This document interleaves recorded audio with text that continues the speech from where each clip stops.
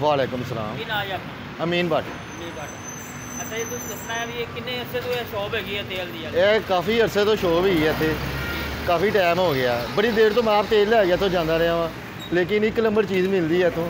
असी अमीन भट्ट को आने तो तेल लैन अस ਕਿਹੜੇ ਕਿਹੜੇ ਤੇਲ ਕੱਢਦੇ ਨੇ ਇਹ? ਇਹ ਹਰ ਕਿਸਮ ਦਾ ਤੇਲ ਕਰਦੇ ਨੇ ਇਹਨਾਂ ਹਰ ਕੋਲ। ਕਿਸਮ ਦਾ ਹਰ ਕਿਸਮ ਦਾ ਤੇਲ ਕਰਦੇ ਆ। ਇੱਕ ਨੰਬਰ ਤੇਲ ਹੁੰਦਾ, ਕੋਈ ਮਿਲਾਵਟ ਨਹੀਂ ਹੁੰਦੀ। ਦੁਕਾਨਾਂ ਤੋਂ ਤੇਲ ਲੈਂਦੇ ਆ ਨਾ, ਹਾਂਜੀ। ਤੇ ਇਹ ਵਿੱਚ ਖਰਦੀ ਬਣਾਈ ਹੁੰਦੀ ਉਹਨਾਂ ਨੇ। ਠੀਕ ਹੈ। ਅਸੀਂ ਚੇਚਾ ਇੱਥੋਂ ਤੇਲ ਲੈ ਕੇ ਜਾਂਦੇ ਆ। ਬੜੀ ਪੁਰਾਣੀ ਦੁਕਾਨ ਹੈ, ਬਹੁਤ ਜ਼ਿਆਦਾ ਅੱਡਾ ਚੱਲਦਾ ਵੇ। ਅੱਛੇ ਕੋਈ ਮਿਲਾਵਟ ਦਾ ਕੰਮ ਨਹੀਂ ਹੈ। ਤੇ ਇਹਦਾ ਐਡਰੈਸ ਜਰਾ ਦੱਸੋ, ਕੀ ਐਡਰੈਸ ਹੈਗਾ ਇਹਨਾਂ ਦਾ? ਇਹ ਤਾਜ ਕੋਂਬਰੀ ਤੋਂ ਤਾਜ ਕੰਪਨੀ ਹਾਂਜੀ ਰੋਡ। ਬੰਨ ਰੋਡ। ਠੀਕ ਹੈ।